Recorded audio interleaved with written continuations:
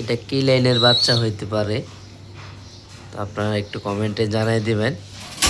যারা আমার প্রতিনিয়ত ভিডিও দেখেন, আমার খুব পছন্দের একটা লাইন, তো যারা আমার ভিডিও দেখেন তারাই বলতে পারবেন এটা কি লাইনের বাচ্চা হইতে পারে।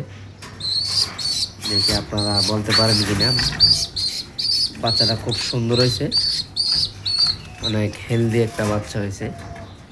এই যেটা ওখানে অনেক অনেক মুস্তিতে আছে, আর এটা নর বাচ্চা হবে। দেখেন বাচ্চার কোয়ালিটি দেখেন, মাশাল্লাহ খুব সুন্দর।